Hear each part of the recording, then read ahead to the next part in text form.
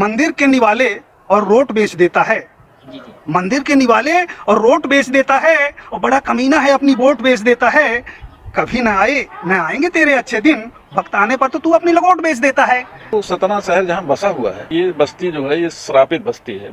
और ये श्रापित क्यों है, इसका भी मैं आपको बताना चाहूँगा कि जब यहाँ पे दशरथ, रामचंद्र जी के पिताश्री दशरथ यहाँ शिकार करने आए थे, तो श्रवण अपने माता पिता की कांवर लेकर तीर्थ कराने जा रहे थे। इसी क्षेत्र में वो रुके, और जब उन्होंने जल भरने का प्रयास किया, ये सभी लोग जानते हैं, तो उनको बाण लगा और वो मृत्यु हो गई उनकी। और ये भी कहा कि मैंने ये कहा था अपने बेटे से कि तुम यहाँ हम लोगों को मत उतारो, हम जल आगे पी लेंगे, लेकिन वो नहीं माना। क्यों नहीं? क्योंकि ये श्रापित भूमि है, यहाँ जो रहेगा, जो निवास करेगा, वो अपनों का ही दुश्मन होगा। देखिए, यहाँ बेरोजगारी एक बहुत ही बड़ी समस्या है। यानी सीमेंट का हब कहा जाता है सतना, लेकिन सीमेंट का हब होते हुए भी यहाँ के जो लोकल युवा हैं उनको बेरोजगार, यानी बहुत रोजगार देने का कोई साधन नहीं उपलब्ध है। यानी फैक्ट्रियाँ जो हैं बाहरी लोगों को ही यहाँ रोजगार दे रही हैं। नमस्कार, आप देख रहे हैं द दस्तक 24। लोकसभा चुनाव की कवरेज करते करते आज हम पहुँचे सतना में। सतना मध्य प्रदेश की एक लोकसभा है और यह सीमेंट नगरी भी है। पूरा देश इसे सीमेंट नगरी के ही नाम से जानता है। लोकसभा की सरगर्मियों के बीच आज हम कुछ स्पेशल करेंगे और आप लोगों को स्पेशल दिखाएंगे कि आखिर सतना क्या है और कहां तक सतना पहुंचा। सतना के कुछ धागे और कुछ मोती खोलने के लिए हमारे साथ आज सतना की 3 हस्तियां हैं, जिसमें एक वरिष्ठ साहित्यकार श्री चिंतामणि मिश्रा जी हैं और एक हमारे कवि श्री सूर्यभान कुशवाहा जी, और साथ में एक हमारे पत्रकार क्षेत्र से श्री शिवाकांत कुशवाहा जी हैं। हम यहाँ के कुछ कड़ियाँ खोलेंगे और कुछ विशेष जानकारी आपको देंगे।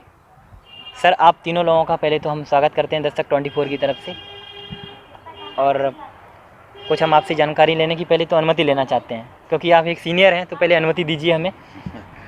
नहीं, बिल्कुल बहुत अच्छा कर रहे हैं, क्योंकि हम सतना को देश के मानचित्र में स्थापित करने का जो प्रयास कर रहे हैं, इसलिए तो मैं पूरे शहर की तरफ से, पूरे ज़िले की तरफ से आभारी हूँ। हाँ सर, कोशिश हमारी ये थी कि पहले लोकसभा को कवरेज करें। जब मुझे पता चला कि हाँ सतना को थोड़ा कवरेज करना चाहिए, सतना में कुछ स्पेशल निकल के आया, मैंने कहा इसको थोड़ा अधिक से अधिक जानते हैं और हमारे दर्शक भी जाने, इसलिए हमने आपको परेशान करने की कोशिश की। तो सर, मुझे पहले ये बताइए कि आखिर ये सतना की शुरुआत कैसे हुई, क्या था सतना और अब कहाँ तक पहुँच चुका है? देखिए, सतना की शुरुआत हुई है 30 जुलाई 1863 को, जब यहाँ से एक ट्रेन, उसके पहले रेल लाइन बिछाई गई, और 30 जुलाई 1863 को कलकत्ता से बम्बई के लिए, जो आजकल मुंबई हो गया है, ट्रेन का शुभारंभ हुआ। उसी वक्त यहाँ पे सतना बसना शुरू हुआ था। एक बड़ी आश्चर्यजनक बात ये मिल सकती है आपको सतना को लेके कि हर जगह रेलवे स्टेशन उसी जगह बने हैं जहाँ आबादी है, चाहे वो ज़रा सी आबादी हो या बड़ी आबादी हो, लेकिन यहाँ पहले जंगल था। रेल लाइन बिछाई गई, और जो मजदूर थे यहाँ पे, तो बहुत से मजदूर तो चले गए, बहुत से मजदूर यहीं रह गए, और उन मजदूरों को फीड करने के लिए, मार्केट देने के लिए आसपास के देसी रियासतों से, यूपी से, राजस्थान से भी, बंगाल से भी कुछ लोग यहाँ आए और यहीं बस गए। उन्होंने छोटे मोटे अपनी दुकानें लगा ली। सड़क तो नहीं बनी थी, लेकिन ऊबड़ खाड़ जगह में बना ली, उनके झोपड़े थे। तो कहना चाहिए सतना का जो प्रारंभ हुआ है वो 30 जुलाई 1863 से हुआ है। ये पहले झोपड़ों का, कहना चाहिए झोपड़ों की बस्ती थी, और इसके जो कहना चाहिए निवासी थे वो छोटे छोटे दुकानदार थे और मजदूर थे जो रेलवे स्टेशन बनाने के लिए आए थे। सर, एक चीज़ और है इसमें कि सतना में एक सीमेंट नगरी के तौर पे सतना को देखा जाता है जी। आखिर इसकी शुरुआत कब से हुई कि जो सीमेंट के तौर पे पूरा देश जानने लगा इसको? देखिए, आज़ादी के बाद यहाँ बिंद प्रेस बना था, जो आसपास की देसी रियासतों को मिला के बनाया था। वो अंग्रेज़ों के अधीन उस वक्त नहीं थे, तो इनको मर्ज करके इसका नाम दिया गया बिंद प्रदेश। तो ये इसमें 8 ज़िले शामिल थे, सीधी से लेके दतिया तक के। जी। और उसकी राजधानी रीवा थी। तो यहाँ पे असल में चूने का पत्थर बहुत अच्छी क्वालिटी का होता है इस पूरे क्षेत्र में। तो बिरला परिवार ने, बिरला समूह ने यहाँ पहला सीमेंट कारखाना खोला। अच्छा। और वो इसीलिए खोला कि यहाँ पे एक तो लेबर सस्ता है, पानी उपलब्ध है, और चूने का बहुत अच्छा पत्थर है यहाँ पे, तो इसलिए सीमेंट का कारखाना खुला। उसके बाद धीरे धीरे 4-5 कारखाने हो गए सीमेंट के। अच्छा सर, आपने बिंद की बात करी आपने, मैंने कहीं कभी पढ़ा था कि सतना को बिंद प्रदेश का द्वार कहा जाता है। आप इसको बताइए कि सर ये इसकी वास्तविकता क्या है। देखिए, द्वार इसलिए कहा जाता है कि रेलवे जो लाइन थी वो पहले केवल सतना से ही गुजरती थी। जी जी। जो बिंद का एक शहर था, डेवलप होता हुआ शहर था।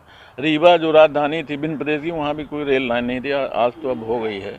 इसलिए यहाँ आपको अगर बिंद की आपको बुंदेलखंड की तरफ जाना हो या बघेलखंड की तरफ जाना हो तो सतना ही उतरना पड़ेगा, सतना ही का सहारा लेना पड़ेगा, इसलिए इसको द्वार कहा गया। सर यहाँ पर एजुकेशन के लिए क्या क्या व्यवस्थाएं की गई हैं सतना में, क्योंकि आपको सबसे बेटर पता होगा क्योंकि आप साहित्यकार हैं और काफ़ी बुक्स भी आपने लिखी हैं। पहले तो सर हमारे दर्शकों को उस बुक्स का नाम बताइए जिसकी वजह से सतना को पढ़ा जाता है, सतना को एक समझा जाता है। उस बुक्स का नाम हमारे दर्शकों को सर बताइए। देखिए, मैंने पहली पुस्तक लिखी मेरी बस्ती मेरे लोग, उसमें केवल सतना शहर का ही इतिहास, भूगोल, राजनीतिक परिवेश, सांस्कृतिक परिवेश, सामाजिक परिवेश, धार्मिक परिवेश, इन सबको मैंने कवर करने का प्रयास किया है। और मुझे बड़ी खुशी है, संतुष्टि है कि मेरी मेहनत सार्थक हुई। और सतना के बारे में अगर किसी को कोई जानकारी है तो उसमें A to Z उपलब्ध है। तो मेरी पहली पुस्तक तो वो थी। उसके बाद भी मेरे दोहे हैं, वो खंड खंड पाखंड नाम से हैं। एक 1857 को लेके इस पूरे क्षेत्र को लेके सतना ज़िले में 9 देसी रियासतें शामिल हुई और तब ये ज़िला बना। तो ये पूरे 9 देसी रियासतों को लेकर 1857, पहले सतना का तो कहीं नाम निशान नहीं था, लेकिन जो आसपास की देसी रियासतें थीं जो इस ज़िले में शामिल हो चुकी हैं, उसको लेके मैंने एक पुस्तक लिखी है, सतना ज़िले का 1857। हमारे साथ सतना के कवि सूर्यभान कुशवाहा जी हैं। हम सर से जानना चाहेंगे कि आखिर आपने सतना के ऊपर कोई कविता लिखी है? मैं आपको बताना चाहूँगा, मैंने सतना पर तो कुछ नहीं लिखा है जी, पर यहाँ की जो भी संगतियाँ रही उस पर मैं हमेशा कटाक्ष करता रहा हूँ। और मैंने कोशिश की है कि मतलब समाज को सद्गति मिले। 4 लाइनों में देखिए, पानी नहीं ढूंढते आग लगाने वाले, पानी नहीं ढूंढते आग लगाने वाले, और कहानी नहीं ढूंढते हकीकत सुनाने वाले। बहुत अच्छे हालात नहीं है मेरे दोस्त, मौका नहीं ढूंढते यहाँ दुश्मनी भुनाने वाले। तो इस तरह के लोग हैं। आज का जो परिदृश्य है उस पर मैंने आपको बताया। और जहाँ तक राजनीतिक परिदृश्य का सवाल है तो परिस्थितियाँ बहुत बदल चुकी हैं। आज के वक्त बस कुर्सी ही अंतिम सत्य हो चुका है। जी जी। मंदिर के निवाले और रोट बेच देता है, जी जी। मंदिर के निवाले और रोट बेच देता है, और बड़ा कमीना है अपनी वोट बेच देता है। कभी न आए न आएंगे तेरे अच्छे दिन, वक्त आने पर तो तू अपनी लगोट बेच देता है। तो ये यहाँ की आवाम जब तक इस स्थिति को नहीं समझेगी तो उसी तरह जो है देश के अंदर चोर उचक्के सब चुन चुन करके संसद में पहुँचते जाएंगे, और वो फिर पहुंचाने के बाद फिर वही 5 साल वो रोती रह जाएगी। इसलिए सबसे बड़ी जागरूकता लाने की ज़रूरत है आम जनता के बीच, कि वो अपना प्रतिनिधि जिसे चुनने जा रही है वो उसके हित की बात करे। और जब तक वह जागरूक नहीं होगी तो देश के अंदर सही लोकतंत्र सही मायने में कभी भी नहीं आ सकता। ये अंतिम सत्य है। सर हमें ये बताइए कि आपको ये कविता लिखने का शौक़ कब से जागा? क्योंकि हमने आपकी कुछ लाइन सुनी, मुझे अच्छा लगा कि आपने सतना के बारे में बोला है, और ये शौक़ आपको कब जागा ये बताइए हमारे दर्शकों को। मैं जब कक्षा 8वीं में पढ़ता था, लगभग मेरी उम्र 14 वर्ष की रही होगी, तब से मैं कविता लिखता रहा आया यहाँ के। और जब लगभग मैं 16-17 साल का था तो यहाँ की प्रगतिशील लेखक संघ की जो संस्थाएं हैं, चूँकि हमारा रुझान प्रगतिशील विचारधारा की ओर था, इसीलिए मैं उनसे जुड़ करके यहाँ के साहित्यकारों से भी सुनते सुनाते हुए हमें भी शौक़ जगा। और जो हूँ आपके सामने हुए जो थोड़ा बहुत लिख पा रहा हूँ, हमारे श्रद्धेय आदरणीय गुरुजी चिंतामणि मिश्र जैसे वरिष्ठों का सानिध्य मिला, और उसी से का जो परिणाम है, जो कुछ 2-4 शब्द लिखकर आपके सामने प्रस्तुत कर पा रहा हूँ। अब जैसा कि मैं आपको बता दूँ, जैसे बस्ती की बात आई, अभी ये चुनावी माहौल है, हर जगह चल रहा है, को लोग अपनी लोकसभा का चुनाव हो रहा है, तो कैसे कैसे लोग आएंगे वो भी आप देख लीजिए एक नज़र। मस्ती है भरपूर हमारी बस्ती में, मस्ती है भरपूर हमारी बस्ती में, आते रोज़ हुजूर हमारी बस्ती में। जिनके दर्शन दुर्लभ थे अब देखो तो मिल जाते भरपूर हमारी बस्ती में। जरा देखिए मालाओं से लदे हुए, जरा देखिए मालाओं से लदे हुए, झुकने को मजबूर हमारी बस्ती में। मस्ती है भरपूर हमारी बस्ती में, आते रोज़ हुजूर हमारी बस्ती में। कुछ तो वही पुराने वाले चेहरे हैं, कुछ तो वही पुराने वाले चेहरे हैं, रहे शर्म से घूर हमारी बस्ती में। झोपड़ियों का सौदा लगभग तय लगता है, झोपड़ियों का सौदा लगभग तय लगता है, महल जरा मगरूर हमारी बस्ती में। और प्रजातंत्र के व्यापारी व्यापार कर रहे, प्रजातंत्र के व्यापारी व्यापार कर रहे, और माल भरा भरपूर हमारी बस्ती में। कैसे चकमक पत्थर जैसे चमक रहे, किसे कहें कोहिनूर हमारी बस्ती में। मस्ती है भरपूर हमारी बस्ती में, आते रोज़ हुजूर हमारी बस्ती में। बस ये हाल है कुल मिलाकर।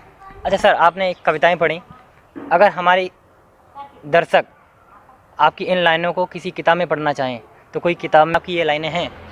किताब में नहीं, पर सोशल साइट्स में रेगुलर लिखता हूँ। हमारा फेसबुक पेज है कवि सूर्यभान कुशवाहा के नाम से, हमारा ब्लॉग भी बना हुआ है। गूगल में कवि सूर्यभान कुशवाहा सर्च करेंगे तो बहुत कुछ कविताएं पढ़ने को मिल जाएंगी। और मैं तो अपने दैनिक दिनचर्या में चाहे 4 ही लाइन क्यों न लिखूँ मैं, लेकिन मैं रेगुलर लिखने का प्रयत्न करता हूँ, अभी भी लिख पा रहा हूँ। अब बड़ा सुकून मिलता है जब लोग बाग ये कह देते हैं कि आप अच्छा लिख रहे हैं। और इससे बड़ा साहित्यकार का सम्मान क्या हो सकता है, उसको तालियां मिल जाए, वाहवाही मिल जाए, इसी में बेचारा बिक जाता है। तो इसी आप सभी जानते हैं कि वर्तमान जो दौर चल रहा है, पूरे विश्व में तमाम रिकॉर्ड बनते हैं और उन रिकॉर्डों को तोड़ने के लिए एक नए रिकॉर्ड की उत्पत्ति होती है। ऐसा ही एक रिकॉर्ड सतना में भी बनाया गया। यहाँ के एक आदित्य सिंह ने 1 मिनट में 157 पुशअप मारे। इसकी जानकारी हम शिवाकांत कुशवाहा जी से लेंगे। सर, इसमें क्या सच्चाई है, और आदित्य सिंह के बारे में थोड़ा बताइए हमारे दर्शकों को, आखिर वो कहाँ अब रहते हैं? आदित्य सिंह जी वर्तमान में यहाँ मुख्तियारगंज में रहते हैं। इन्होंने पुशअप में वर्ल्ड रिकॉर्ड बनाया है और यहाँ एक बहुत फेमस चीफ जस्टिस भी रहे हैं JS वर्मा जी, और इनका निवास जो है आपके सतना में ही था। अब वर्तमान में ये चले गए हैं, यहाँ से उनका पूरा परिवार चला गया है, दिल्ली में शिफ्ट हो गया है। ये हमारे जानकारी में है। अच्छा, JS वर्मा साहब के बारे में हम आपको बताएंगे कि JS Verma Madhya Pradesh high court और राजस्थान हाई कोर्ट में अपनी भरपूर सेवाएं दिए हैं। JS वर्मा साहब विशाखा केस से भी जुड़े रहे और JS वर्मा साहब राष्ट्रीय मानवाधिकार आयोग के अध्यक्ष भी रहे। हालांकि 2013 में वो यह दुनिया छोड़ चुके। JS वर्मा को सतना में JS वर्मा के नाम को जाना जाता है और काफ़ी उनके योगदान को देश में सराहा जाता है। सर से जानना चाहेंगे कि युवाओं के लिए अपने लेखन में कितनी जगह दी है, ये हमारे दर्शकों को बताइए सर। देखिए, हमारे देश में कहना चाहिए समाज में युवाओं पर ही हमारा भविष्य निर्भर है। जी। हम अपने अगर देश की प्रगति करना चाहते हैं, विकास की ओर ले जाना चाहते हैं, अपने समाज को भी उसी तरफ ले जाना चाहते हैं, तो हमें युवाओं पर पूरा ध्यान देना पड़ेगा। और मेरा पूरा प्रयास रहता है कि हम युवाओं को कुछ ऐसा दे के जाएं, वो उनके लिए यादगार हो या उनकी यात्रा जो भविष्य यात्रा उसमें मील का पत्थर साबित हो। दिक्कत क्या आ रही है, विसंगति ही है ये कि हमारी जो सरकारें हैं, प्रदेश की हों या केंद्र की सरकारें हों, जो युवाओं की बातें तो करते हैं, लेकिन युवाओं के लिए कुछ उनके पास ठोस न तो योजना है, या वो जानबूझकर उनको अनदेखा कर रहे हैं, और ये हमारे देश के लिए बहुत अच्छा है नहीं। सतना को और अच्छे तरीके से पढ़ा जाए, उसके लिए सर कोई और बुक्स प्रकाशित हुई हैं? सतना को लेकर तो एक बहुत छोटी सी पुस्तिका श्री बिन प्रेस के भूतपूर्व स्पीकर रहे श्री शिवानंद जी ने लिखी है। जी। लेकिन वो पुस्तक बहुत कम कवर क्षेत्र कर पाई है और एक तरह की डायरी टाइप की है, और उसी को देखकर मुझे लगा था कि इसको विस्तार से इसमें पुस्तक के रूप में इसको लिखा जाए। उसके बाद फिर कुछ नहीं किसी ने लिखा, और मैंने मेरी पुस्तक का दूसरा एडिशन जो आया उसमें बाद के इधर 2002 से लेकर और 2008 तक को मैंने उसमें कवर कर दिया है। देखिए भविष्य में कोई शायद लिखे उसको आगे। अभी जैसा कि सर ने कुछ समय पूर्व बताया था कि सतना एकमात्र ऐसी जगह है जहाँ पर पहले रेलवे आई, लेकिन हर जगह उल्टा होता है कि पहले बस्तियाँ बनती हैं, फिर रेलवे आती है, सड़कें आती हैं। सर, बस्तियों के बारे में हमारे दर्शकों को बताइए, आखिर ये बस्तियों का विकास सतना में कैसे हुआ? देखिए, जैसा कि मैंने पूर्व में बताया है आपके दर्शकों को, यहाँ पे झोपड़ों की बस्ती से प्रारंभ होता है सतना। उसके बाद व्यापारी बाहर से आए और चूंकि ये आसपास के देसी रियासतों में आने जाने का एकमात्र इकलौता स्थान था, इसलिए ये धीरे धीरे डेवलप हुआ। और बड़ी पीड़ा भी होती है, लेकिन सच्चाई तो सच्चाई है। हमारे यहाँ सतना को डेवलप करने के लिए, सतना का विकास करने के लिए तत्कालीन राज सरकारें, ये तत्कालीन देसी राजा या वर्तमान की सरकारें, ये किसी ने कोई रुचि नहीं दिखाई। ये इसका जितना आप डेवलपमेंट देख रहे हैं, ये यहाँ के स्थानीय नागरिकों, यहाँ के व्यापारियों का ही योगदान इसमें रहा हुआ है। जो कुछ भी हुआ है वो इन्हीं के हुआ। हम लोगों को विश्वविद्यालय मिला तो यहाँ निजी विश्वविद्यालय खुला, सरकारी विश्वविद्यालय नहीं खुला। मेडिकल कॉलेज की बात कम से कम 20 साल से चल रही थी, मेडिकल कॉलेज नहीं मिला। अब सुन रहे हैं कि सरकार ने मंजूर किया है, वो कब तक पूरा होगा, कैसे पूरा होगा। तो शिक्षा की जो व्यवस्था थी वो अभी भी उसी तरह का है। बीमार लोगों के लिए अस्पताल की स्थिति है कि यहाँ डिस्ट्रिक्ट हॉस्पिटल है, लेकिन यहाँ के 80%, सुनकर ताजुब कर सकते हैं आप, 80% जो यहाँ के मरीज हैं वो जबलपुर, नागपुर, इलाहाबाद भेजे जाते हैं, क्योंकि कुछ विकास ही नहीं हुआ। आज ये सारे विकास सरकारी स्तर पे होना चाहिए था, निजी स्तर पे हो नहीं सकते, इसलिए हम लोग इसमें पिछड़े हुए हैं। सर, आपने अपने अध्ययन में सतना को काफ़ी परखा, काफ़ी समझा आपने। सर, हमारे दर्शकों को ये बताइए कि पहले पुराना सतना और नए सतना में क्या फ़र्क है और संसाधनों में क्या तकनीकी तरक्की हुई है? देखिए, पुराने सतना में आबादी बहुत कम थी जी। अब इस सतना जो पूरा सतना है, सतना नगर निगम को कहना चाहिए, इसमें लगभग 4 लाख की आबादी गई है, शहर हो चुका है, ये बस्ती हो चुकी है, लेकिन उसके अनुरूप कोई सुविधा नहीं है। पेयजल का संकट उसी तरह का है, बिजली का संकट उसी तरह का है, सड़कों की संकट तो आप स्वयं देख लीजिए, जगह जगह गड्ढे हैं, गड्ढों में सड़क ढूंढिए। तो दिक्कत ये हो रही है कि इसका कोई डेवलपमेंट नहीं हुआ। और दूसरी बात, सबसे बड़ी बात ये हुई है कि हमारा लालच और मोह इस तरह का हमको हिमालय बन के सामने खड़ा हो जाता है कि ये पूरी बस्ती अतिक्रमण की चपेट में है। सड़कों में आप जाएंगे 30-35 फुट की सड़क है, लेकिन कब दिखेंगी? उस सवेरे है, जब यहाँ पे बस्ती में कुछ आवागमन नहीं होता। उसके बाद वो छोटी सी गली बन जाती है, दोनों तरफ अतिक्रमण हो चुके हैं, कोई भी सरकारी ज़मीन है वो बची ही नहीं पाती है।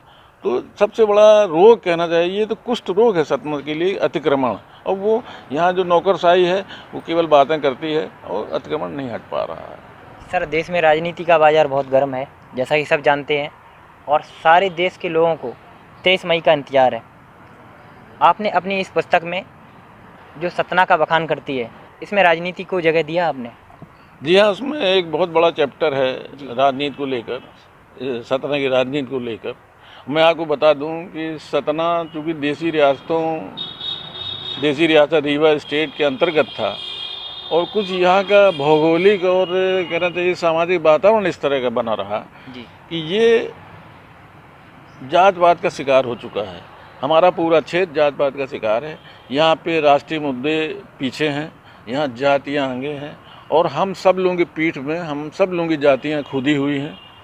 और यहाँ की राजनीति जो है, किसी भी पक्ष हो, विपक्ष हो, किसी की भी हो, राजनीति यहाँ पे जातवाद के खंभों पे खड़ी है। सूर्यवान कुशवाहा जी, आप हमारे दर्शकों को एक ऐसी कविता बताइए, मुझे लगता है कि आप अपने कविता संग्रह में कोई ना कोई स्थान जरूर दिया होगा जो राष्ट्र समस्या को जागृत करती हो, राष्ट्र समस्या को उजागर करती हो। कोई ऐसी हमारी कविता दर्शकों को सुनाइए।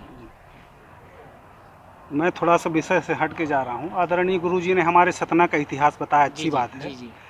पर सबसे बड़ी बात यह है कि सतना शहर के अंदर जो भी सीमेंट फैक्ट्रियाँ और उनके अधीनस्थ उपक्रम हैं, वहाँ कर्मचारियों का जितना बड़ा शोषण होता जा रहा है। किस प्रकार का शोषण है? शोषण क्या सबसे बड़ा, मैं सामने बैठा हूँ, मैं जिस संस्थान में काम कर रहा हूँ 28 साल से 8,000 रुपये की तनख्वाह और पूरा कैश का काम, 28 साल की नौकरी में। इससे बड़ा दुनिया में कहीं भी शोषण नहीं मिलेगा आपको।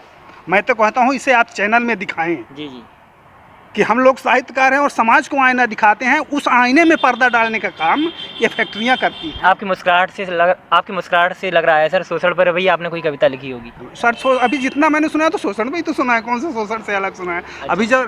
अभी मैं आपको सुना दूं, यहाँ की लोक बोली जो है बघेली। जी हाँ बिल्कुल। ये बघेलखंड का इलाका आता है। हाँ। और बोलियों के बिना भाषा की कल्पना नहीं की जा सकती। बोलियों का तो देसी कहा जाता है सर अपने परिवार। हाँ देसी, तो जो देसी यहाँ की लोक बोली है बघेली, उस पे मैं 4 लाइन का मुक्तक मैं आपको दे रहा हूँ, आप सुनिएगा।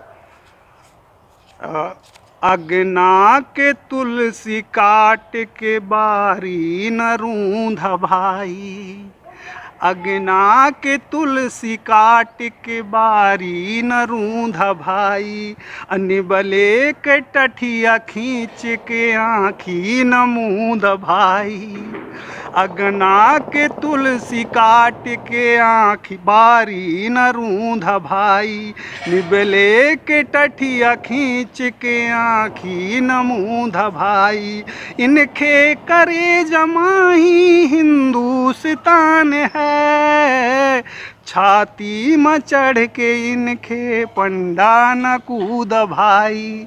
ये आग लगाने का जो पूरा काम देश के अंदर चल रहा है, तो उनके लिए मैं एक देश प्रेम भाईचारे से समर्पित 4 लाइन देना चाहूँगा। मुर्दा गड़े तू रोज उखारा न मोरे भाई, कुर्सी के नीता शान बघारा न मोरे भाई, आपस के राम राम सलामी बनी रहे, साहुत के बगीचा का डकारा न मोरे भाई, साहुत के बगीचा का डकारा न मोरे भाई। जो आपसी देश प्रेम और भाईचारे का वृक्ष है उससे क्षति न पहुंचाइए। लेकिन देश के अंदर, जैसे गुरु जी ने बोला कि हर जगह जाति राजनीति चल रही है, तो मैं तो ये कहूँगा कि पूरा लोकतंत्र जाति के ऊपर टिका हुआ है। टिकटें बनती हैं जात के आधार पर, योजनाएं बनती हैं जात के आधार पर, आरक्षण दिए जाते हैं जात के नाम पर, विकास तय किया जाता है जात के नाम पर, तो सब जगह तो वही चल रहा है। जी बिल्कुल। ये पर्टिकुलर यहाँ की बात थोड़ी ना, भारत का लोकतंत्र ही जाति आधारित है। आपने बहुत सुंदर हमारे दर्शकों को लाइनें सुनाई। मैं सर शिवाकांत कुशवाहा जी आपसे जानना चाहूँगा, क्योंकि आप एक पत्रकार भी हैं, तो यही यहाँ पर किसान समस्या को लेकर कौन कौन से काम किए जा रहे हैं? सतना में किसान समस्याओं को देखा जाए तो यहाँ इतनी विकराल समस्या है, किसानों के ऊपर कोई भी सरकारें आई हैं कुछ भी काम नहीं कर रही हैं, सब कागज़ों में चल रहा है। यहाँ ऐसे नहीं है कि यहाँ अच्छे अच्छे किसान हैं और कई अवार्ड से सम्मानित भी हुए हैं। अभी हाल में सर मैंने सुना था कि कोई किसान को अवार्ड दिया गया, उसके बारे में सर बताइए हमारे दर्शकों को। अभी हमारे दाहिया जी हैं, बाबूलाल दाहिया जी हैं, उनको राष्ट्रपति अवार्ड पद्मश्री से सम्मानित किया गया है। फिर दूसरे एक हमारे मनसुख लाल कुशवाहा जी हैं अमरपाटन के, उनको भी नानाजी देशमुख अवार्ड से सम्मानित किया गया है। तो यहाँ यानी इतने बड़े किसान होकर और राष्ट्रीय लेवल पर सम्मानित किसानों का भी कोई यानी अच्छा काम नहीं किया जा रहा है। किसानों की दुर्दशा सतना में बहुत बुरी है। अच्छा सर, एक चीज़ और बताइए, आए दिन युवा सड़क पर उतरते रहते हैं, पूरा देश जानता है कि युवा बेरोजगार है, आबादी दिनों दिन बढ़ती जा रही है, आपके लेख आए दिन अखबारों में आते रहते हैं, क्योंकि आप पत्रकार हैं तो लेख आना स्वाभाविक है। युवाओं के लिए सतना ने कितनी तरक्की की? आखिर युवा यहाँ से बाहर जा रहा है या यहीं पर रहकर नौकरी पा रहा है? देखिए, यहाँ बेरोज़गारी एक बहुत ही बड़ी समस्या है। यानी सीमेंट का हब कहा जाता है सतना, लेकिन सीमेंट का हब होते हुए भी यहाँ के जो लोकल युवा हैं उनको बेरोज़गार यानी बहुत रोज़गार देने का कोई साधन नहीं उपलब्ध है। यानी फैक्ट्रियाँ जो हैं बाहरी लोगों को ही यहाँ रोज़गार दे रही हैं। और दूसरी बात, यहाँ ऐसा तो ना तो कोई टेक्निकल चीज़ें हो रही कि जो युवाओं को रोज़गार देने का अवसर प्रदान किया जाए। और दूसरी बात, फिर यहाँ के युवाओं का केवल छोटे छोटे काम रहते हैं और उसके लिए हमारे सतना से पलायन हो रहे हैं, और हो गया युवाओं के लिए कोई विशेष काम तो नहीं हो रहे हैं सतना में। सर, आपने अभी बस्तियों के बारे में, रेलवे सड़कों के बारे में और सतना के बारे में बताया, क्योंकि आप सर 85 वर्ष के हो चुके हैं, लेकिन कवि और लेखक हमेशा जवान ही रहते हैं, बुजुर्ग नहीं होते हैं। गुरुजी हमारे सबसे जवान हैं। सर, अपने 85 वर्ष के समय में कोई ऐसा नेता सतना में देखा जिसने बहुत अच्छा कार्य किया हो? ऐसे नेता को आप हमारे दर्शकों को बता सकते हैं? मुझे लगता है कि आपने ज़रूर कोई न कोई नेता को अपने लेखन कार्य में स्थान दिया होगा। नहीं, ये तो मैं हकीकत बयान करना चाहता हूँ आपके दर्शकों के समक्ष, उनसे साझा भी करना चाहता हूँ कि ये सतना का और मेरा भी दुर्भाग्य रहा कि मैंने ऐसा कोई नेता नहीं देखा जिसने जनहित को अपना हित बना लिया हो। उन्होंने हमेशा अपने हित को ही जनहित बनाया, इसलिए ऐसा कोई नेता हमारे क्षेत्र में नहीं हुआ जिसका हम उल्लेख कर सकें। सर, कांग्रेस के एक कद्दावर नेता यहाँ पर रहे 1991 में, अर्जुन सिंह। अर्जुन सिंह को देश जानता है, क्या विकास के कार्यों में वे असफल रहे?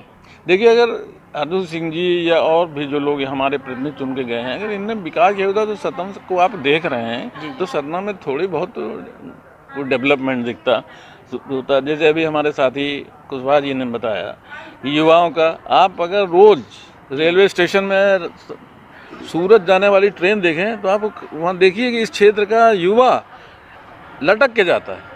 अच्छा। क्योंकि यहाँ काम नहीं है, और यहाँ जो फैक्ट्रियाँ हैं या जो और कुछ उद्योग हैं वो स्थानीय लोगों को वरीयता नहीं देते। अरे, काम ना होने का कारण क्या सर रहा, वो हमारे दर्शकों को बताइए। क्योंकि सतना पूरे देश में जाना जाता है, लोगों को शायद लगता होगा कि यहाँ के लोगों को अच्छा रोज़गार मिला होगा। ऐसा कारण क्या रहा कि लोग सूरत जा रहे हैं या दिल्ली जा रहे हैं, मुंबई जा रहे हैं? रोज़गार की व्यवस्था यहाँ क्यों नहीं हो पाई? देखिए, रोज़गार की व्यवस्था के लिए तो ये होता है कि ज़रूरी इस बात का है कि या तो आप बेरोज़गारों को इतना कहना चाहिए, उनको इतना उत्साहित कर दें कि वो अपना स्वयं का रोज़गार स्थापित कर लें। तो उसके लिए दिक्कत ये आती है कि हमारे जो युवा हैं वो कई पीढ़ियों से, जो पीछे की पीढ़ियों से हैं, वो एक तरह का गुलामी जीवन गुजारा उन्होंने, और आज भी हमारी जो व्यवस्था है वो उनको गुलाम बनाए हुए है। ये ज़रूर है, घोषित गुलाम नहीं है लेकिन गुलाम बने हैं। तो मानसिक रूप से उनका विकास इस दिशा की ओर नहीं हो पाया। अब आती है बात कि उनको काम मिलना चाहिए। हमारे यहाँ उद्योग भी बड़े बड़े हैं, बड़ी बड़ी फैक्ट्रियाँ हैं, आप भी जानते हैं, सीमेंट का हब है ये। तो लेकिन दिक्कत ये हो रही है कि इनको वहाँ स्थानीय लोगों को रोज़गार न देकर और बाहर से बुलाए जाते हैं, बाहर से कर्मचारी और श्रमिक यहाँ बुलाए जाते हैं, और जो हमारे राजनेता हैं वो देखते हुए भी अंधे बने हुए हैं। अब उसके कई कारण हैं, हो सकता है, ऐसा लगता है, हो सकता है वो तमाम लोग उनके पेरोल में हैं। तो जब हम आपसे कुछ ले रहे हैं तो हमारा तो मुंह बंद होगा। तो यहाँ का बेरोजगार जो युवा है वो इतनी बुरी हालत में है कि अगर आप उनके बीच में रहें तो आपको स्वयं महसूस हो जाएगा कि ये जी कैसे रहें। सर, हमारे दर्शकों को ये एक चीज़ और बताइए कि यहाँ सतना में कोई ऐसा नेता या कोई राजा आपकी नज़र में रहा हो जिसे आज पढ़ने के लिए लोग लालायित होते हों? क्योंकि हम सतना की डिटेल जानने आपसे आए हैं और दर्शकों को दिखाने आए हैं। शायद आपने कोई स्थान दिया हो, कोई राजा, महाराजा या कोई अंग्रेजी ब्रिटिश कालीन का? देखिए, ऐसा है कि राजा और नेता जी, ये जो लोग थे, ये अगर चाहते तो इस क्षेत्र का बड़ा विकास होता, लेकिन उनकी मजबूरियां थी कि उनको शासन करना था, वो शासक थे। लेकिन हमें गर्व है और हमारे पूरे ज़िले को गर्व है वर्मा जी के ऊपर। हाँ जी। उन्होंने एक साधारण, वो उनके पिताजी यहाँ सतना रेलवे स्टेशन में साधारण क्लर्क थे, यानी एक कहना चाहिए कि एक लोअर मिडिल क्लास की फैमिली से उठकर उन्होंने कई रिकॉर्ड बनाए इस देश में, राष्ट्रीय स्तर के ऐसे फैसले, और ऐसा हुआ तो हम तमाम लोग उन पर गर्व करते हैं। और मैंने अपनी पुस्तक में उनको स्थान देकर उनका स्मरण भी किया है। सर, सतना ने देश को खास क्या दिया? सतना में तो दिया वही सीमेंट दिया हम लोगों ने। नहीं, सीमेंट के अलावा भी आपकी नज़र में कुछ खास हो जिससे हमारे दर्शक जान सकें कि सतना इसलिए भी कुछ खास है? देखिए, सतना तो हाँ कहना चाहिए जिले की तरफ से हम कह सकते हैं कि हमने चित्रकूट दिया, मैहर की देवी को दिया, और सबसे बड़ी बात है कि उस्ताद अलाउद्दीन को संगीत के सम्राट कहना चाहिए, संगीत के ऋषि कहना चाहिए, वो दिया।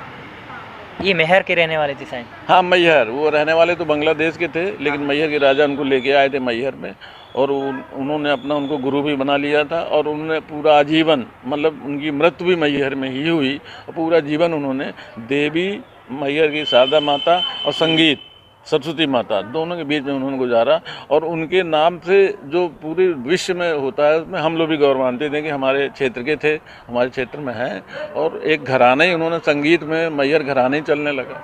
आपने सर चित्रकूट की बात करी। वैसे तो चित्रकूट भगवान राम की वजह से जाना जाता है। थोड़े अपने शब्दों में भी हमारे दर्शकों को बताइए कि खास क्यों है चित्रकूट। देखिए, चित्रकूट तो वही बात है कि भगवान राम ने वहाँ 14 वर्ष मतलब कहना चाहिए 10 या 12 वर्ष करीब उन्होंने वहाँ गुजारे। और उस क्षेत्र में को समझा, क्योंकि वहाँ पे ऋषि मुनियों के बहुत आश्रम थे और बड़ा घनघोर जंगल था। और उनका भविष्य भी उसी तरह का, जब दक्षिण गए तो जंगलों के बीच से ही गुजरा।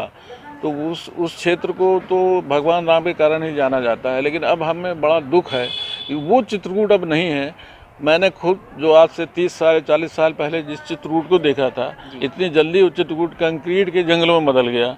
वहाँ बड़ी बड़ी भीम का कहना चाहिए बिल्डिंगें बन गई, यूनिवर्सिटी भी है, सब कुछ है। लेकिन वो चित्रकूट जो हमारा चित्रकूट था वो तो विलुप्त हो गया, वो है ही नहीं है वहाँ। आप मध्य प्रदेश के जनपद सतना के बारे में जान रहे हैं कि आखिर सतना खास क्यों है। सतना के कुछ मिथक हम सर से साझा करेंगे और जानेंगे ऐसे क्या मिथक हैं जिनको आपने अपनी बुक में जगह दी। सर, अभी हम आपकी पुस्तक देख रहे थे, उसमें आपने एक मिथक के जिक्र किया है, उसको हमारे दर्शकों के समक्ष ओपन कर दीजिए। देखिए, सतना को लेकर एक मिथक है। और मिथक तो ऐसा होता है कि वो जनता के बीच में, निवासियों के बीच में वो चलता रहता है। तो ये मिथक ये है कि इसको सतना शहर जहाँ बसा हुआ है, इसको ये कहा जाता है पुरखों द्वारा, पहले के भी हमारे पुरखे, मैंने भी अपने पिताजी बाबा से भी सुना था कि ये बस्ती जो है ये श्रापित बस्ती है। मतलब यहाँ किसी ने श्राप दिया था और उस जगह बसा हुआ है। उसकी पुष्टि के लिए मैंने भी काफ़ी प्रयास ये किया कि आखिर मिले कैसे, क्या हो।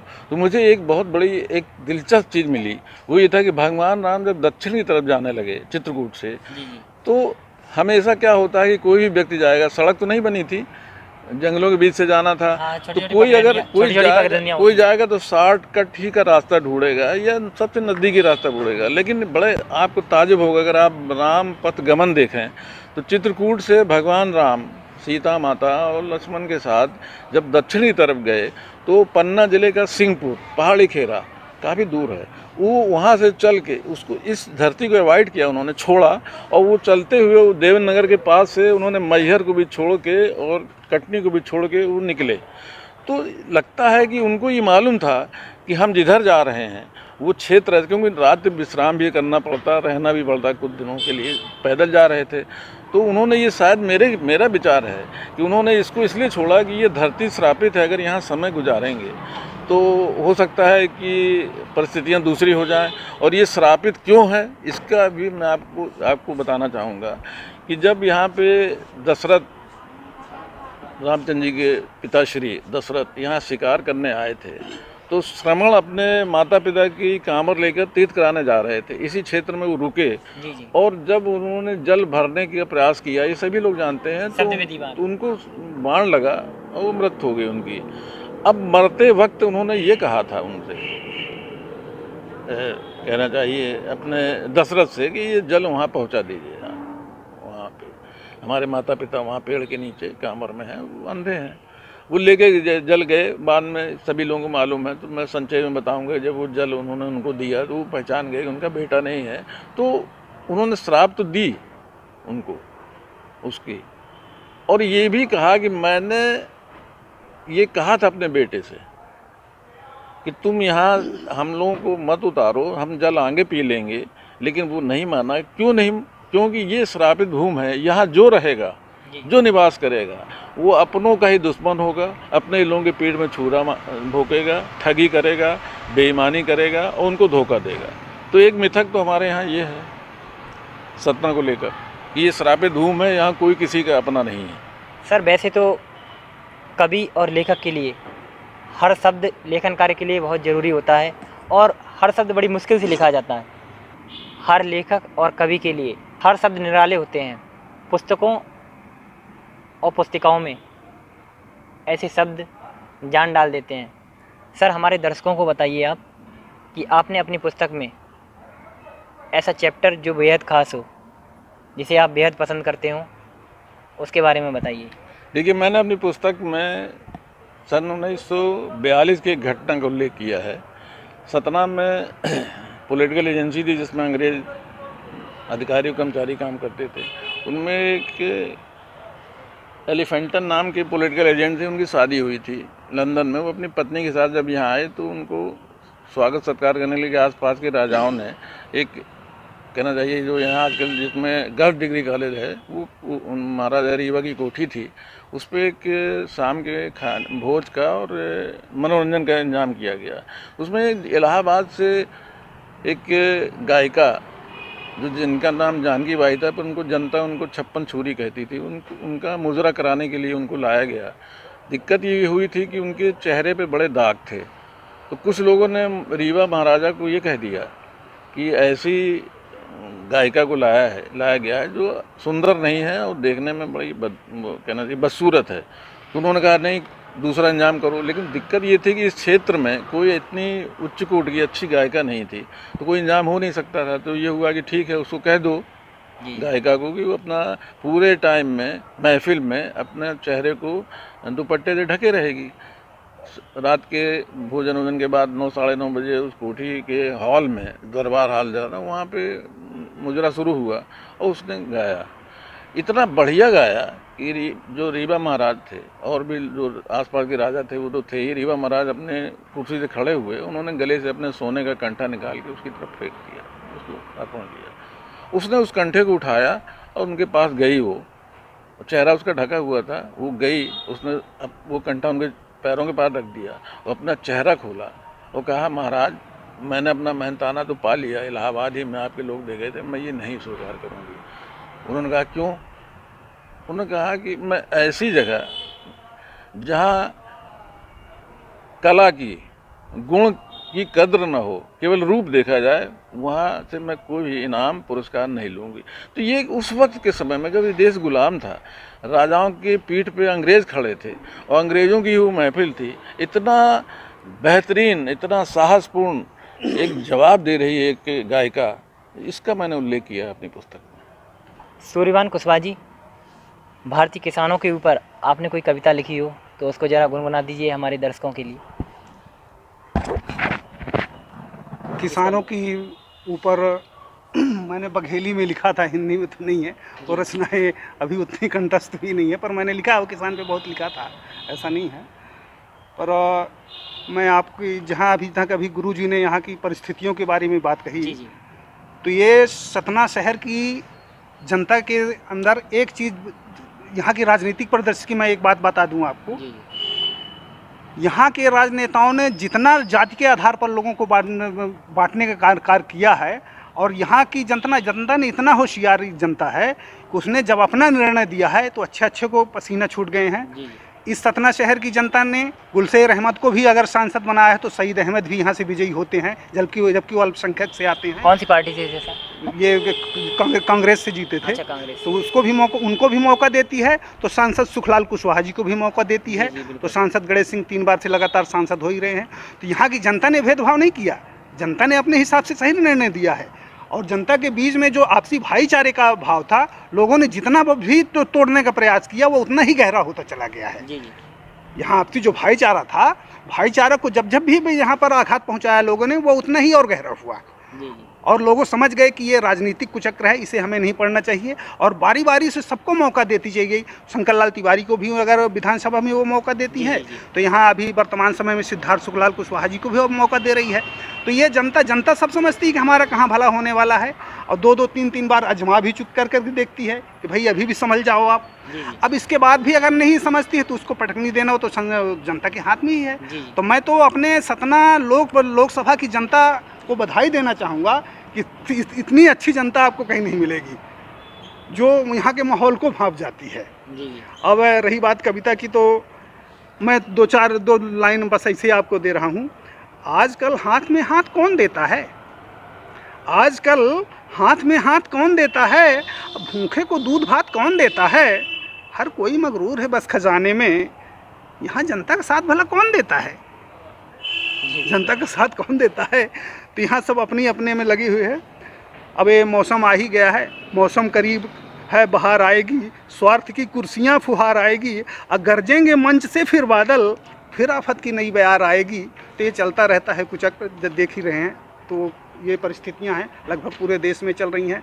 साहित्यकार अपना काम करता है, लेखक अपना काम करता है, पत्रकार अपना काम करता है। पर एक चीज़ जरूर कहूँगा कि सरकार और मीडिया की और सरकार से जब तक दूरी नहीं बढ़ेगी तो सत्य सामने नहीं आएगा। आज का चाहे वो ज़्यादातर साहित्यकार वर्ग हो, पत्रकार वर्ग हो, चाहे मीडिया वर्ग हो, वह सत्ता की गुलामी कर करके बस अपनी दुकान चलाने में व्यस्त रहता है। इसीलिए जो यथार्थ है वो सामने नहीं आ पाता है, वो पर्दे के पीछे रह जाता है। और जब तक हम उस सत्य से पर्दा नहीं हटाएंगे, और सत्य से पर्दा हटाने का काम किसका था? या तो साहित्यकार, पत्रकार, मीडिया ही तो हटाएगी, कौन हटाएगी? लेकिन सब आजकल बिकाऊ हो चुका है। कुछ ही % भाग से ऐसा बचा हुआ है देश के अंदर जहाँ अभी भी सत्य है। और कुछ समय से कुछ इस तरह की परिस्थितियाँ निर्मित हो गई थी कि यदि आप सच बोल दें तो आपको देशद्रोही साबित कर दिया जाएगा। जी बिल्कुल। आप अगर जय जयकारा नहीं लगा रहे हैं तो आप देशद्रोही हैं। ये भी स्थितियाँ निर्मित हुई। यहाँ के लोगों को क्या है, भारतीय लोकतंत्र में लोगों को निष्क्रिय बनाने का प्रयास किया गया है। सरकारें आप देखिए, आप 1 रुपये किलो अनाज, 2 रुपये किलो चावल दे देती हैं, पर उसकी गरीबी न आए उसके लिए कोई व्यवस्था नहीं है। किसानों के कर्जा माफ़ कर सकती है, लेकिन किसानों की हालत सुधरे।